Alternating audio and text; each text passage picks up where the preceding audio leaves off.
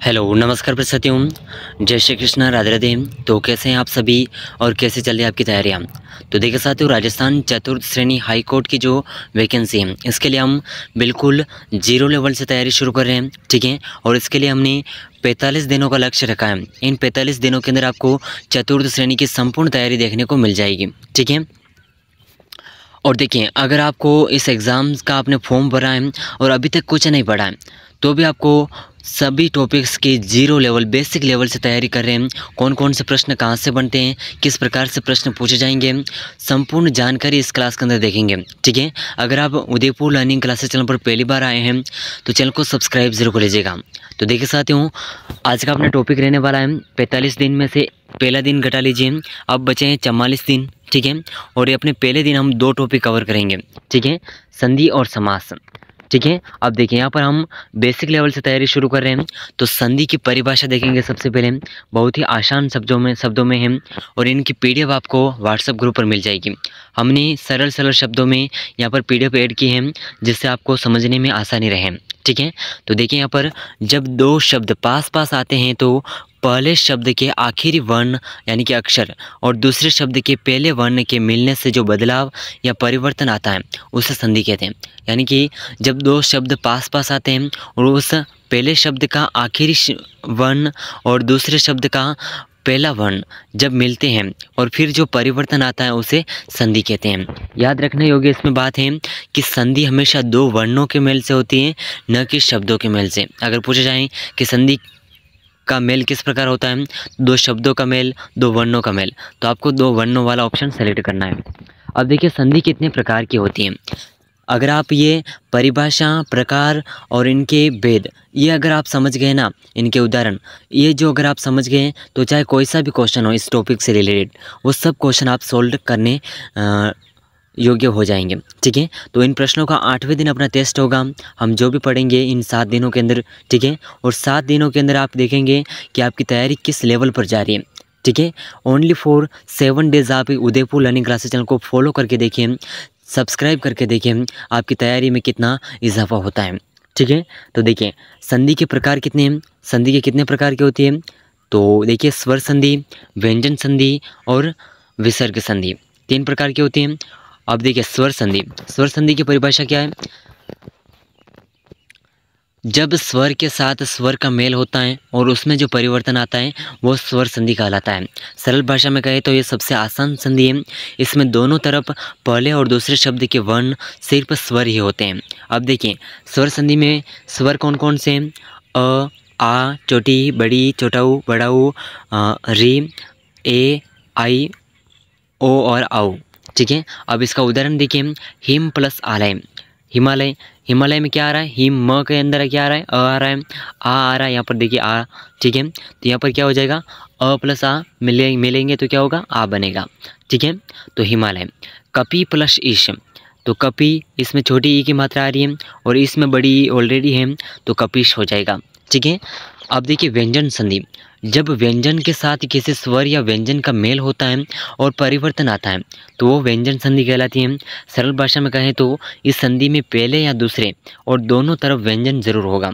यानी कि पहला अक्षर और दूसरा अक्षर, यानी कि दोनों, पहला जो शब्द है और दूसरा जो शब्द है उसमें एक एक व्यंजन जरूर होगा, तो उसमें व्यंजन संधि है। अब व्यंजन किस प्रकार के हैं, तो देखिए, इसका पहले उदाहरण देख लीजिए। दीक प्लस गज, दिग्गज, जिसमें ग आ रहा है, और उत प्लस लास, यहाँ पर आधा ल आ रहा है तो लास, उत्साह, उल्लास हो जाएगा, ठीक है। अब देखिए, ये जो उल्लास और ग ये कहाँ से बन रहे, देखिए, वर्ग का नाम और व्यंजन अक्षर। क वर्ग के अंदर कौन कौन से अक्षर आते हैं, ये कंठ से उच्चारित होते हैं। च वर्ग के अंदर आने वाले तालु से, ठीक है। ट वर्ग से आने से मुर्दा से, यानी कि जीभ के बीच से।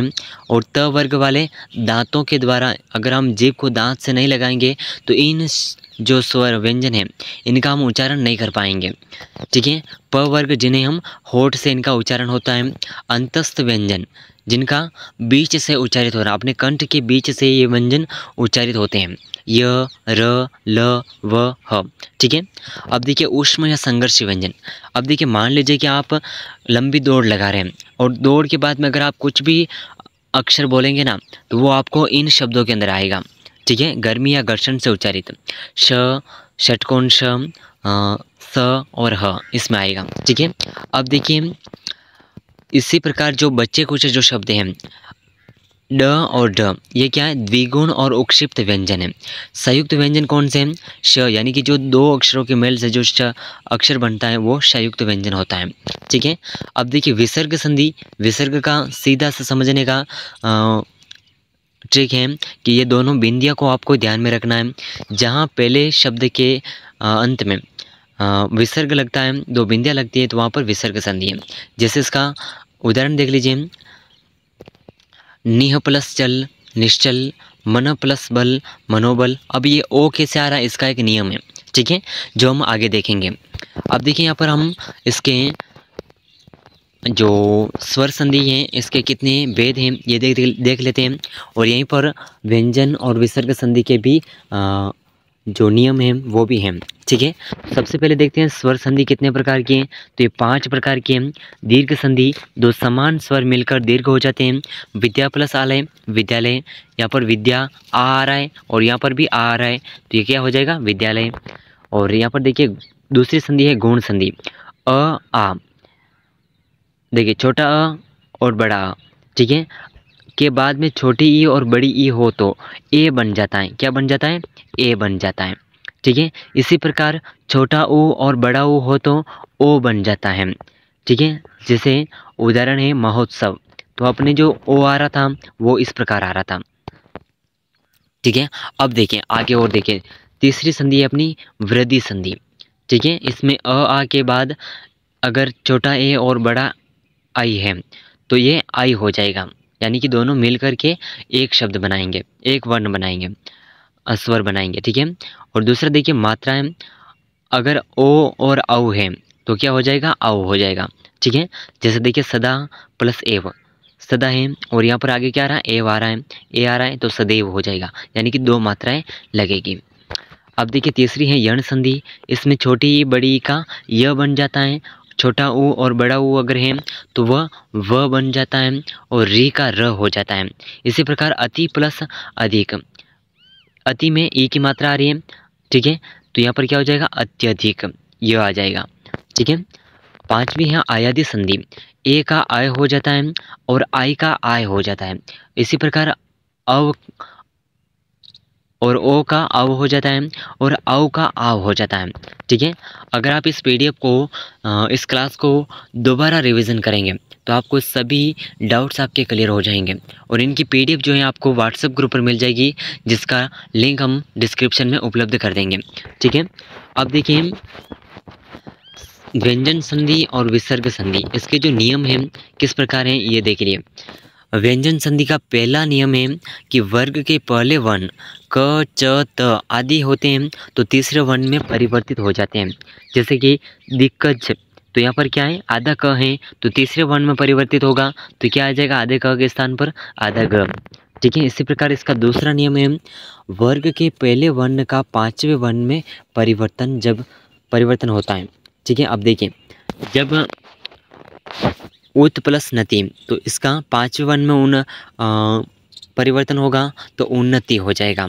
ठीक है, उसी के ऊपर आधा न और लगेगा। ठीक है, अब देखिए विसर्ग संधि में ओ में परिवर्तन, वो जो हमने आपसे कहा था कि ओ में परिवर्तन कैसे होता है, तब देखिए विसर्ग से पहले अगर अ हो और बाद में कोई घोष व्यंजन हो, ठीक है, तो विसर्ग ओ बन जाता है। घोष व्यंजन जैसे कि उद्घोष होता है।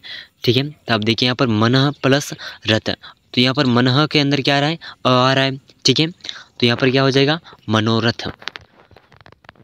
विसर्ग संधि का दूसरा परिवर्तन देखिए र में परिवर्तन, विसर्ग से पहले अगर अ और आ को छोड़ करके कोई अन्य स्वर हो तो विसर्ग र बन जाता है, अ और आ को छोड़ करके। ठीक है, तो अब देखिए इसका जो ऑप्शन है, उदाहरण इस प्रकार है, निह प्लस आशा, तो यहाँ पर आ गया तो क्या हो जाएगा, निराशा। ठीक है, चलिए अगला प्रश्न देखिए, इसका जो अगला नियम है, श, आधा श और षटकोण श, स में परिवर्तन, विसर्ग के बाद च और छ हो तो श बन जाता है और ट और ठ हो तो ष षटकोण बन जाता है। त और थ हो तो स बन जाता है। इसी प्रकार देखिए निश्चल, तो यहाँ पर क्या बन जाएगा, श, निश्चल। ठीक है, अब देखिए इसके प्रश्न। ठीक है, अगर संधि की परिभाषा, इनके प्रकार और भेद और उदाहरण अगर आपको समझ नहीं आए हैं तो इनकी पीडीएफ आपको व्हाट्सएप ग्रुप पर मिल जाएगी, और साथ ही साथ इस क्लास को आप दोबारा रिवीजन करिएगा, आपको सब कुछ अच्छे से समझ आ जाएगा। कम से कम 2 बार आपको इस क्लास को रिवीजन करेंगे ना, तो आपके हिंदी के इन दोनों टॉपिक में से जितने भी प्रश्न बनेंगे वो सभी क्लियर हो जाएंगे। ठीक है, अब देखिए इसके प्रश्न है, संधि की सही परिभाषा क्या है। तो संधि की सही परिभाषा हमने आपसे याद रखने के लिए भी बोला था कि 2 वर्णों के मेल से होने वाला परिवर्तन संधि की परिभाषा है। ठीक है, शॉर्टकट। अब देखिए अगला प्रश्न है, महा प्लस उदय की संधि करने पर महोदय बनता है, यह किस संधि का उदाहरण है। तो महोदय किस संधि का उदाहरण है, तो ये अपना सही आंसर हो जाएगा गुण संधि का। ठीक है, गुण संधि का किस प्रकार है, तो देखिए यहाँ पर आ प्लस ओ मिल करके ओ बन जाता है, और यहाँ पर क्या दिख रहा है, महा आ दिख रहा है यहाँ पर। ठीक है, और इसमें ओ है तो क्या हो जाएगा, हो, ओ की मात्रा आ जाएगी। ठीक है, महोदय। नेक्स्ट क्वेश्चन देखिए, क्वेश्चन नंबर 3, दिक प्लस अंबर, दिगंबर किस संधि का उदाहरण है। अब देखिए यहाँ पर स्पष्ट दिख रहा है इसमें कि जहाँ पर व्यंजन होता है, व्यंजन दिखता है, वो क्या होता है, व्यंजन संधि। तो यहाँ पर ऑप्शन सी क क्या है, व्यंजन है, तो ऑप्शन सी व्यंजन संधि इस प्रश्न का सही आंसर हो जाएगा। अगला प्रश्न देखिए, क्वेश्चन नंबर 4, स्वर संधि के कुल कितने उपभेद हैं। तो देखिए हमने आपसे पूर्व में भी कहा था कि स्वर संधि के उपभेद जरूर याद रखिएगा। तो इसके कितने उपभेद हैं, 5 उपभेद। ठीक है, ऑप्शन सी। नेक्स्ट क्वेश्चन देखिए, क्वेश्चन नंबर 5, विसर्ग संधि की सबसे आसान पहचान क्या है। तो विसर्ग संधि की सबसे आसान पहचान क्या है, इसके 2 बिंदु होते हैं शब्द के अंत में, तो ये विसर्ग होता है, विसर्ग लगा होता है, तो इसका सही आंसर होगा ऑप्शन बी। ठीक है, चलिए अगला प्रश्न देखिए, यदि प्लस अपि, यद्यपि में कौन सी स्वर संधि है। अब देखें यदि प्लस अपि, तो इसमें कौन सी संधि, स्वर संधि है, दीर्घ स्वर संधि, गुण स्वर, वृद्धि स्वर संधि, यण संधि। तो इसका सही आंसर होगा यण संधि। किस प्रकार है, ठीक है, हमने आपसे कहा था कि ई के बाद बिन स्वर अ आया, जिससे ई का य बन गया। ठीक है, तो द प्लस य बन करके क्या बन रहा है, अ, तो यह द में क्या आ रहा है, अ आ रहा है, तो यद्यपि। ठीक है, तो इसमें क्या है, यण संधि है। ठीक है साथियों, चलिए अगला प्रश्न देखिए, क्वेश्चन नंबर 7। अब देखिए अपना जो 745 डेज़ का जो टारगेट है, इसमें आपके कम से कम 10 टेस्ट होंगे, और अगर आप इस चैनल को फॉलो करते हैं, यानी कि इसके जो गाइडलाइंस और चैनल का day two days classes follow करते हैं, तो आप 45 डेज़ के अंदर चतुर्थ श्रेणी हाईकोर्ट का एग्ज़ाम निकालने के काबिल हो जाएंगे। और आप अपने स्कोर में जैसे ही टेस्ट होगा, ठीक है ना, पहले टेस्ट के अंदर आपको थोड़ा बदलाव देखने को मिलेगा, लेकिन दूसरा जो टेस्ट होगा उसमें आपको अपना बहुत ही बड़ा बदलाव देखने को मिलेगा। ठीक है, और यकीन नहीं तो 7 डेज़ तक आप इसे सब्सक्राइब करके देख लीजिए। ठीक है, अब देखिए क्वेश्चन नंबर 7 आपके सामने है, निश्चल प्लस नी प्लस चल, निश्चल में विसर्ग का किस वर्ण में परिवर्तन हुआ है। तो र, श, स, श। तो देखिए यहाँ पर कौन से वर्ण में परिवर्तन हुआ है, श में। कैसे हुआ है, तो देखिए विसर्ग के बाद च या छ आने पर विसर्ग श बन जाता है, और यहाँ पर क्या आ रहा है, च आ रहा है, तो क्या बन जाएगा, श बन जाएगा। ठीक है, कंफर्म। तो चलिए ऑप्शन बी। अगला प्रश्न देखिए, क्वेश्चन नंबर 8, सदा प्लस एव, सदैव किस संधि का उदाहरण है। तो सदैव कौन सी संधि का उदाहरण है, यण संधि, वृद्धि संधि, अयदि संधि, व्यंजन संधि। अब देखिए इसमें से आपको याद रखना क्या है, संधि का चाहे कोई सा भी प्रश्न हो, आपको क्या याद रखना है, उनके जो स्वर संधि के अंदर 5 संधियों के परिभाषा याद रखनी है, उसके जो कौन कौन से शब्द मिलकर के किस प्रकार सहयोग बनाते हैं वो याद रखना है, और बाकी व्यंजन और विसर्ग संधि, इसके आपको 5 नियम याद रखने हैं। अगर आप ये याद रखेंगे तो आपका चाहे कोई सा भी प्रश्न हो संधि से रिलेटेड, सारे प्रश्न आपके सही होंगे। ठीक है, और लिख करके ले लीजिए, अगर आपने इनके नियम, उदाहरण और इनका जो स्वर संधि की जो 5 संधियाँ हैं उनकी परिभाषा और उनके उदाहरण अगर आपने याद रखें, तो आपके संधि में से एक भी प्रश्न गलत नहीं होगा और लिख करके ले लीजिए कि संधि वाले टॉपिक में से आप 100% नंबर लाएंगे। चलिए अगला प्रश्न देखिए, क्वेश्चन नंबर, इसका जो ऑप्शन है ऑप्शन बी सही आंसर होगा, वृद्धि संधि। किस प्रकार है, तो देखिए आ प्लस मिलकर के ए बनाते हैं, आई बनाते हैं और दो मात्राएं बन गया तो वृद्धि संधि की पहचान है। तो यहाँ पर क्या बन रहा है, सदैव दो मात्राएं हैं, ठीक है। चलिए अगला प्रश्न है क्वेश्चन नंबर 9, जगत प्लस नाथ, जगन्नाथ व्यंजन संधि के किस नियम का उदाहरण है। तो देखिए व्यंजन संधि के कौन से नियम का उदाहरण है, तो ऑप्शन बी, पहले वर्ण का पांचवें में परिवर्तन, ऑप्शन बी सही आंसर होगा। यानी कि त के बाद नासिक के व्यंजन आता है न, ठीक है। तो न वर्ण कौन से नंबर पर है, ठीक है, तो पांचवें नंबर पर है तो न में बदल जाएगा, ठीक है। नेक्स्ट क्वेश्चन देखिए क्वेश्चन नंबर 10, वह कौन सी संधि है जिसमें परिवर्तन के लिए स्वर के साथ स्वर का मेल होना अनिवार्य है। और ये प्रश्न हम आपको पूर्व में भी बता चुके हैं, ठीक है, इसकी परिभाषा। तो इसका आंसर कमेंट करिएगा। अब देखिए हम दो टॉपिक कवर कर रहे हैं जिसमें से संधि वाला टॉपिक अपना कवर हो चुका है कंप्लीट, ठीक है। और अगर आपने इसकी परिभाषा, उदाहरण, नियम और इसके भेद अगर ये आपने अगर याद कर लिया ना, तो संधि से सभी क्वेश्चन आप सही करके आएंगे। और इसकी पीडीएफ आपको व्हाट्सएप ग्रुप पर मिलेगी, ज्वाइन कर लीजिएगा, डिस्क्रिप्शन में लिंक उपलब्ध होगा तो ज्वाइन कर लीजिएगा। आपको संपूर्ण तैयारी उस चैनल पर देखने को मिलेगी और साथ ही साथ टुडे क्लासेस पीडीएफ भी, ठीक है। तो चलिए इस क्लास को कम से कम अगर आप 2 बार रिवीजन करेंगे तो आपका सारा डाउट्स क्लियर हो जाएगा। इन दोनों टॉपिक्स में से मैं आपको लिख करके देता हूं कि अगर आपने इस क्लास को 2 बार का रिकवर किया यानी कि दोहराया तो आपके सारे डाउट्स क्लियर होंगे। चलिए अगला प्रश्न, अगला टॉपिक देखते हैं, संज्ञा वाला, ठीक है। अब देखिए संज्ञा वाला टॉपिक आपके सामने है और बहुत ही मोस्ट इम्पोर्टेंट प्रश्न भी बनते हैं इसमें से, और प्रश्न घुमा फिरा करके पूछे जाएंगे संज्ञा से संबंधित, ठीक है।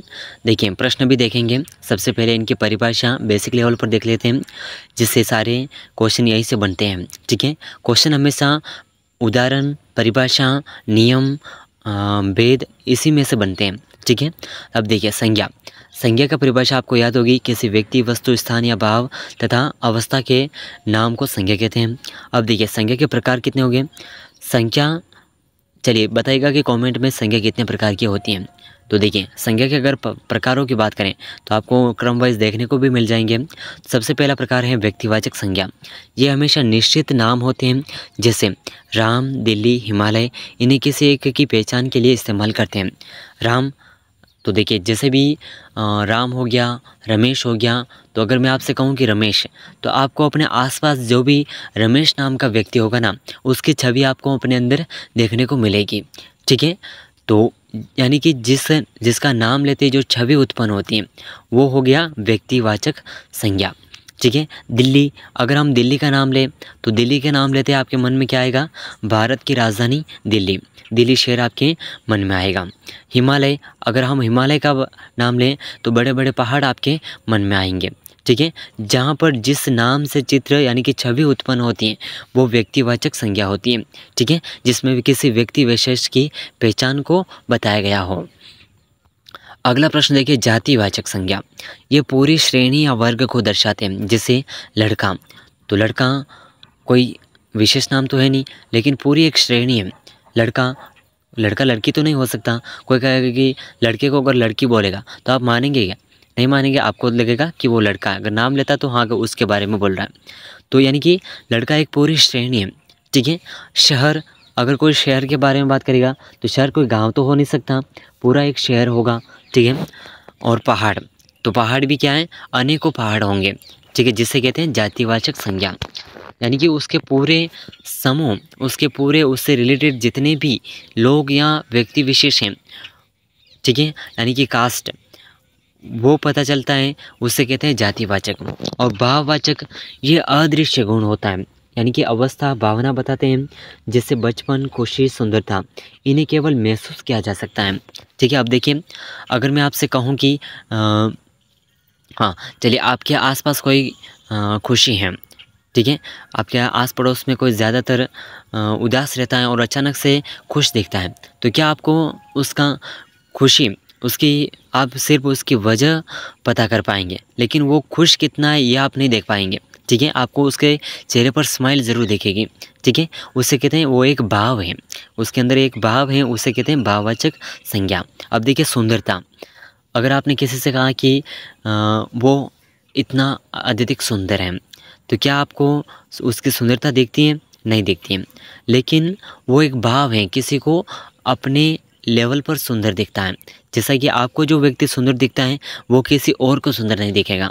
तो यानी कि आपके अंदर जो भाव है उसे कहते हैं भाववाचक संज्ञा। ठीक है, जिसे महसूस किया जा सकता है। अगला प्रश्न देखिए, चौथे नंबर पर है अपने द्रव्यवाचक संज्ञा। द्रव्य यानी कि किसी सामग्री पदार्थ होते हैं और जिन्हें नापा या तोला जाता है, जैसे सोना, तेल, आटा या फिर अन्य कुछ सामग्री जिसे नाप या तोल सकते हैं, उससे कहते हैं द्रव्यवाचक संज्ञा।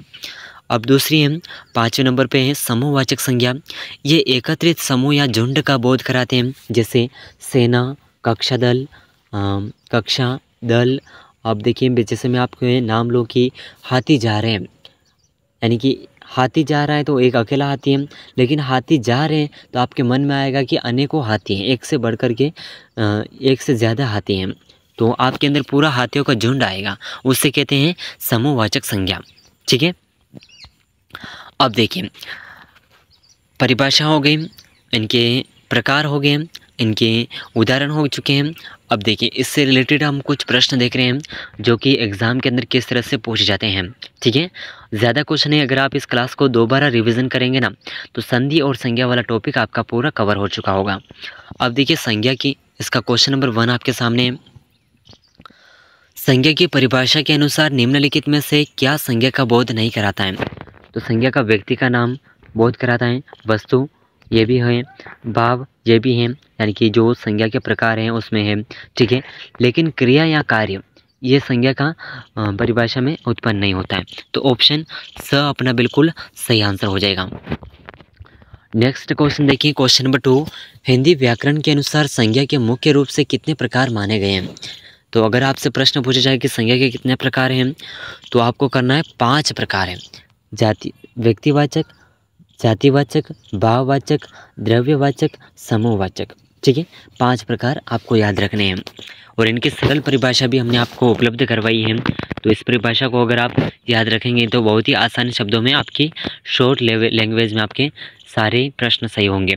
अगर आप किताब के अंदर देखेंगे या फिर अपने बुक्स नोट्स में देखेंगे तो बहुत ही लंबी लंबी परिभाषाएं होंगी और उसकी लैंग्वेज भी अलग होगी, लेकिन हमने आपको शॉर्ट रूप में उपलब्ध करवाया है, तो इन्हें आप नोट्स के रूप में भी बना सकते हैं और इस पीडीएफ को आप बार बार देखिएगा। ठीक है, और इस क्लास को कम से कम अगर आप 2 बार रिवीजन करेंगे तो आपके सारे डाउट्स इन दोनों टॉपिक्स के रिलेटेड कवर हो जाएंगे।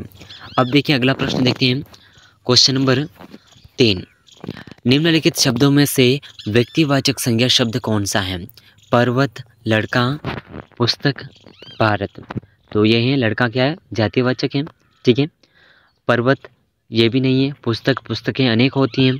ठीक है, तो अब देखिए यहाँ पर भारत, अपना भारत जो देश है, इस नाम से क्या दुनिया में कोई और देश है? नहीं है ना।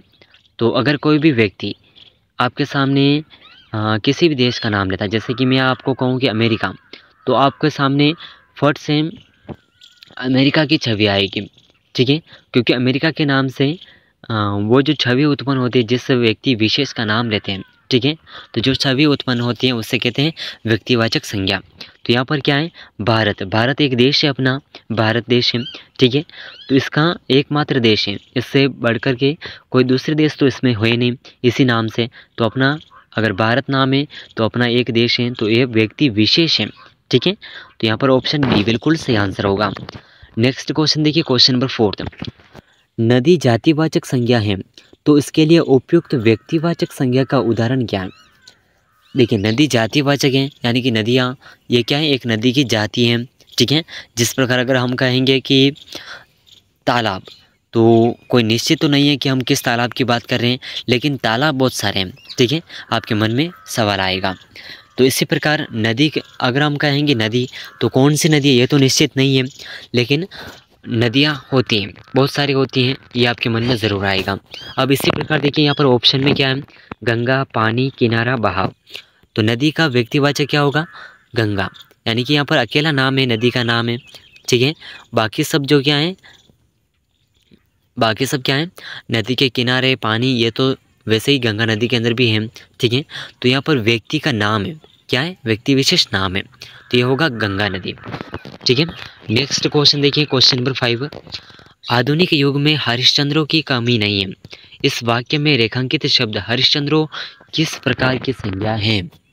इसका आंसर आपको कमेंट करना है। अब तक हम इतना कुछ बताया है, तो इसका आंसर आपको कमेंट करना है। Very very most important question है, ठीक है।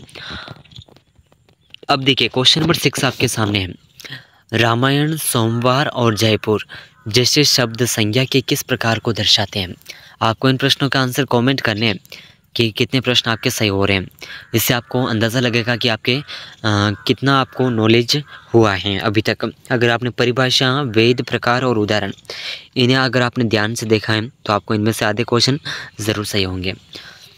और देखिए यूट्यूब पर अब तक बहुत सारी क्लासेस होंगी संज्ञा और संधि से रिलेटेड, ठीक है।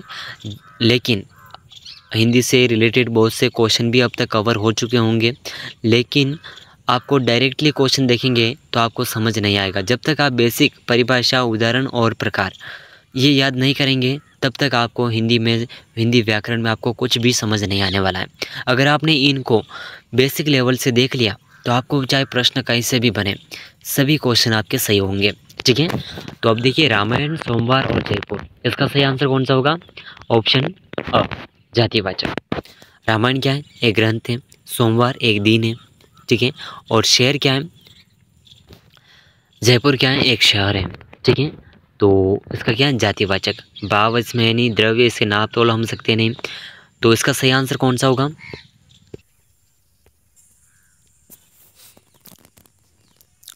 तो चलिए क्वेश्चन नंबर 6 का ऑप्शन इस प्रकार है, जातिवाचक, भाववाचक, द्रव्यवाचक, व्यक्तिवाचक। तो इसका जो सही आंसर है ये अपना होगा रामायण, सोमवार और जयपुर। रामायण एक ग्रंथ है, सोमवार दिन है और जयपुर एक शहर है। तो ये सभी क्या है? व्यक्ति विशेष हैं। तो ऑप्शन डी बिल्कुल सही आंसर होगा। नेक्स्ट क्वेश्चन देखिए, क्वेश्चन नंबर 7। निम्न में से कौन सा शब्द जातिवाचक संज्ञा का उदाहरण है? तो ऑप्शन 1 है अध्यापक, मुंबई, बचपन और मिठास। अब यहाँ पर देखेंगे कि मुंबई, और पिछले क्वेश्चन के अंदर भी जयपुर था, तो आप इसके माध्यम से कहेंगे कि मुंबई एक व्यक्तिवाचक जातिवाचक नहीं है, ठीक है। तो इसमें से जो सही आंसर होगा ये है अध्यापक। जैसा कि आप जानते हैं कि मैं भी आपको पढ़ा रहा हूँ, तो मेरी भी कोई न कोई कास्ट तो होगी, ठीक है। और जैसे कि आप विद्यालय के अंदर जाते हैं और अलग अलग कास्ट के आपको कास्ट के टीचर्स देखने को मिलते हैं, तो निश्चित तो नहीं है, हर एक व्यक्ति अलग अलग कास्ट का होता है। तो यहाँ पर इसमें से क्या है? व्यक्ति विशेष कौन है? अध्यापक है। तो ऑप्शन अ बिल्कुल सही आंसर हो जाएगा, ठीक है। चलिए अगला प्रश्न देखिए, क्वेश्चन नंबर 8। वह कौन सी संज्ञा है जो एक सामान्य प्राणी या वस्तु का बोध कराती है जिसे गिना जा सकता है? तो बहुत ही शानदार क्वेश्चन है। व्यक्तिवाचक, भाववाचक, द्रव्यवाचक, जातिवाचक, इसका आंसर आपको कमेंट करना है, ठीक है। चलिए अगला प्रश्न देखिए, क्वेश्चन नंबर 9। निम्नलिखित में से जातिवाचक संज्ञा के 2 उदाहरण चुनिए। दिल्ली और पर्वत, किसान और शहर, सोना और गाय, क्रोध और बचपन। तो सही आंसर होगा किसान और शहर। अगर किसान का नाम लेंगे तो ग्रामीण इलाकों के छोटे मध्यम वर्गीय किसान आपको देखने को मिलेंगे, इनकी छवि आपके अंदर उत्पन्न होगी, ठीक है, जो कि गाँवों में रहते हैं। और शहर का नाम लेंगे तो शहर में बड़े बड़े बिल्डिंग्स आपको देखने को मिलेगी, ठीक है। और अलग अलग तरह के आपको कल्चर्स देखने को मिलेंगे, फेस्टिवल्स वगैरह। तो यानी कि जिसका जो लेवल होता है वो आपको जातिवाचक संज्ञा के अंदर देखने को मिलता है, ठीक है। तो किसान पूरे किसान समूह के अंदर आता है, और शहर के अंदर आपको अपने देश में, दुनिया में जितने भी शहर होते हैं वो सभी आते हैं, जो यानी कि जिस नाम से जो छवि उत्पन्न हो रही है, ठीक है, उस विशेष व्यक्ति विशेष नाम को देखना है, ठीक है। तो यहाँ पर कौन सा है? जातिवाचक संज्ञा का उदाहरण है ऑप्शन बी। अगला क्वेश्चन देखिए, क्वेश्चन नंबर 10। जब पशु और पक्षी शब्दों का उपयोग किया जाता है तो ये किस प्रकार की संज्ञा के अंतर्गत आते हैं? तो ऑप्शन 1 है समूहवाचक, भाववाचक, जातिवाचक, द्रव्यवाचक। इसका आंसर आपको कमेंट करना है। बहुत ही सरल क्वेश्चन है। अब देखिए निम्नलिखित शब्दों में से भाववाचक संज्ञा कौन सी है? टेम, सोना, सुंदरता, पेड़। तो भाववाचक संज्ञा कौन सी है? ये अपने उदाहरण से क्वेश्चन पूछा गया है, ठीक है। भाववाचक संज्ञा के उदाहरण से क्वेश्चन पूछा गया है, तो इसका सही आंसर होगा सुंदरता। जो व्यक्ति आपको सुंदर लग रहा है, आपके अंदर जो भाव है उसके प्रति सुंदरता का, ठीक है, वो सामने वाला नहीं देख सकता है। तो इसी प्रकार जो भाव है तो भाववाचक संज्ञा होगी। तो ऑप्शन बी सुंदरता एक भाव है, ठीक है। ऑप्शन सी बिल्कुल सही आंसर होगा। अगला प्रश्न देखिए, क्वेश्चन नंबर 12, भाववाचक संज्ञा बनाने के आधार पर बुढ़ापा शब्द किस प्रकार से निर्मित है? क्रिया से बनी भाववाचक, जातिवाचक से बनी भाववाचक, विशेषण से बनी भाववाचक, सर्वनाम से बनी भाववाचक। तो इसका आंसर आपको कमेंट करना है, ठीक है। और संज्ञा, सर्वनाम, विशेषण, समास, ये सभी हम अगले टॉपिक्स के अंदर कवर करेंगे। लेकिन 1 to 7 डेज इसमें आपको हिंदी से महत्वपूर्ण प्रश्न देखने को मिलेंगे, महत्वपूर्ण टॉपिक्स देखने को मिलेंगे। और इसके बाद में बस कुछ टॉपिक्स होंगे जो आपको मात्र 15 दिनों के अंदर आपका हिंदी पूरी कवर हो जाएगी, ठीक है। तो अगर आप उदयपुर लर्निंग क्लासेस चैनल से जुड़ते हैं तो आपकी संपूर्ण हिंदी जीके की तैयारी और चतुर्थ श्रेणी की हाईकोर्ट की जो तैयारी है ये आपको मात्र 45 दिनों के अंदर आपको लगेगा कि आपने वास्तव में क्या पढ़ा है, ठीक है। यानी कि अगर आपको आज लगता है कि आपको कुछ नहीं आता, 45वें दिन आप देखेंगे कि अगर आज एग्ज़ाम ले लिया जाए ना, तो भी आप एग्ज़ाम देने के लिए तैयार हो जाएंगे। तो इतनी बेसिक लेवल की तैयारी होगी, ठीक है। तो इसका आंसर आपको कमेंट करना है। बाकी जो क्वेश्चन है ये इसकी PDF आपको व्हाट्सएप ग्रुप पर मिल जाएगी, तो डिस्क्रिप्शन में लिंक है, ज्वाइन कर लीजिएगा।